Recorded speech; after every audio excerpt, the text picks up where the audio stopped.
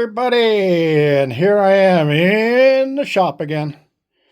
Yeah, decided to get some more work done on my HighBanker modification, or my Sluicebox modification to turn it into a HighBanker. So anyway, let's take a look at what I've done here. Hey, look at that. I used a 1/4" aluminum screen mesh here, and that'll work out great for classifying. And it comes right to the end here and lips over, so I can just keep brushing the larger junk right off of there. I don't need it in there, right? I put these two little galvanized pieces on the side to keep anything from falling off the two sides before it gets in the sluice box. Because the water is going to come down there, washing everything that I throw into there with shovelful. It's going to wash it down to here, and then the water will rinse it down through there, and the first place it's going to hit is right on the mat here. But the water should come out fast enough so that it's actually hitting just above the mat. If not, then I'll do a little modification on it, no big deal. But that's the way my plan is going right now. I could always put a little sheet underneath here to extend the water run a little bit further. But I don't think I will have to. And then it'll go down through the sluice box, and this will do all my gold trapping in here, and I'll have a gold pan sitting at the bottom to catch whatever runs off, just in case, just to make sure. And I did find some glue and some primer, and I think it's good. So I'm going to put the water unit on the top here. And this is basically what it's going to be. Now, it's not pushed all the way in yet because I didn't want to push it in and not have it glued. I will be gluing all of this. And then underneath the bottom corner right here, I'll just put a pen down and draw a line there and draw a line on this side. And then I'll mark my holes that are going to get drilled in along that. And I might put one hole there and one hole there also in these two little short pieces of pipe, just to push whatever's on the top side down.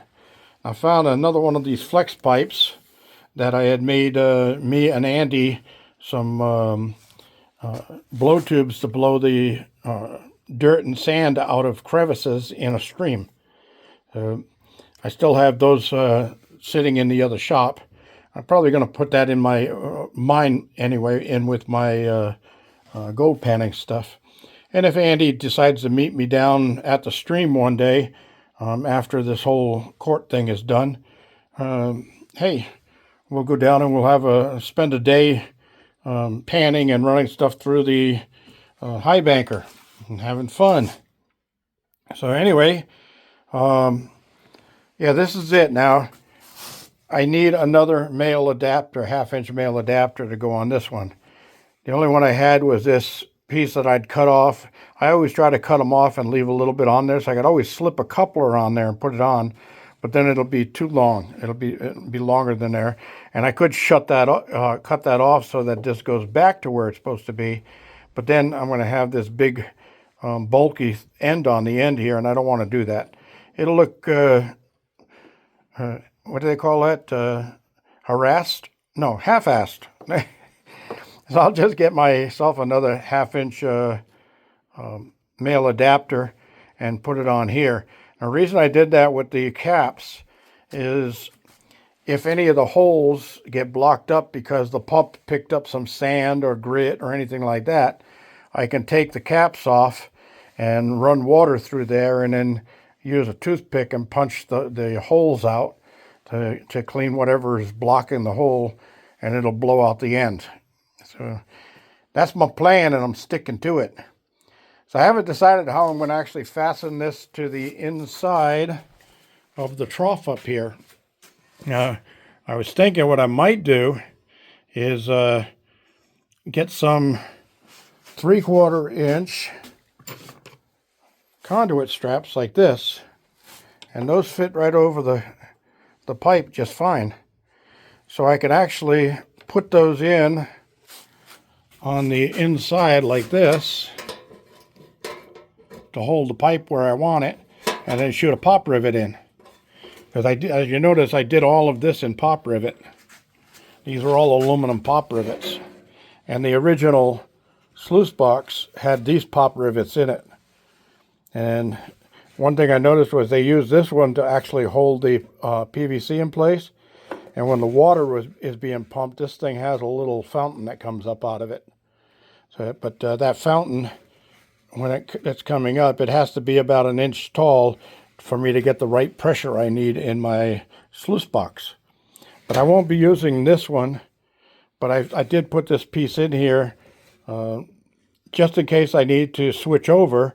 All I have to do is unscrew that elbow off the end of the flex tube and then screw it onto here, and I can just run the Sluicebox. Because this thing will lift right out, as you can see.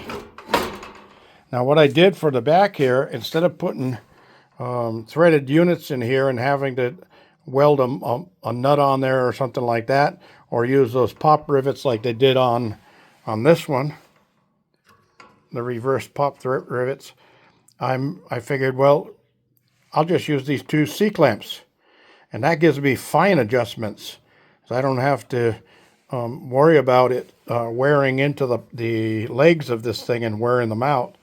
So I just clamp these where I need it, and ta-da, done. Pretty cool. I like it. I like it. I like it.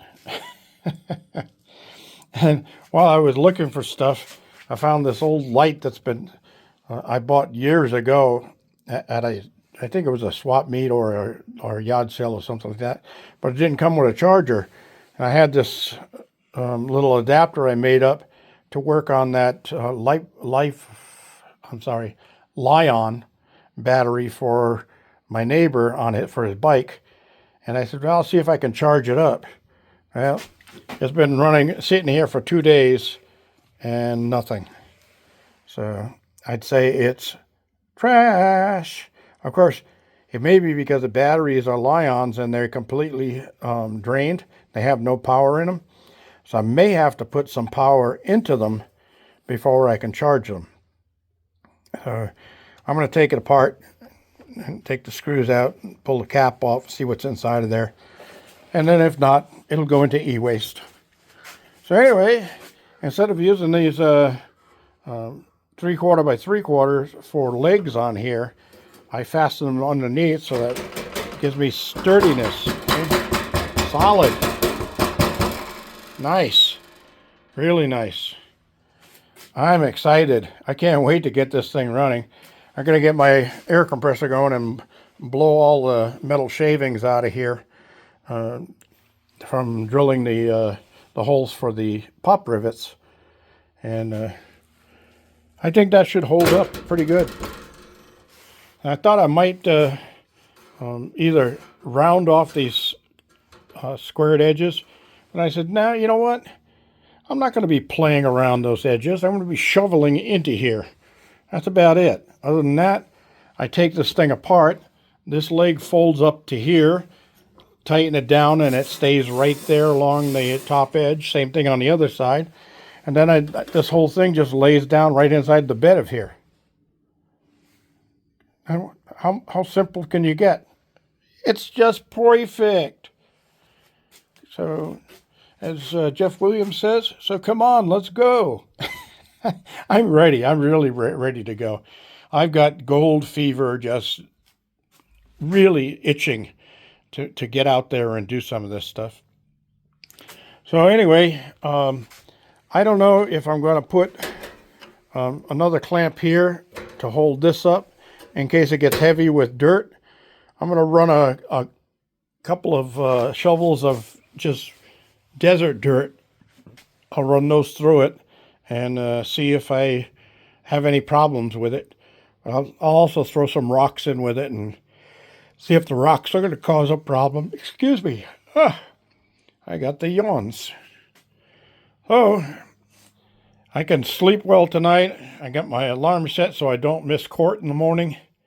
And I don't know why my whole life even when I was in the military and I had guard duty, I would set an alarm clock so that I wouldn't be late for guard duty. But I always would wake up about 15 to 20 minutes before the alarm went off. Shut the alarm off, and I'd be all ready to go anyway. Just, I don't know, it's just something that happened to me my whole life. Anyway, I want to thank you all, and I want to put a special thanks out. I did check mail, even though it's Sunday, I can still get into my P.O. box. I want to put a special thanks out to Mike and Silmar. I got your Christmas card. Very nice of you, and very generous of you, too, for what you enclosed. I appreciate that. I was a little nervous about how to get through the rest of this month, but you answered my prayers there. Thank you very much, Mike. And yeah, when things get settled down here, I have no problem with you coming out for a weekend or whatever. Maybe if you don't have an RV to stay in or anything like that, I can clean up this RV, or you can wait until I get the cabin, the guest cabin done. All right. Thanks for joining me, everybody. This is G Bear signing off.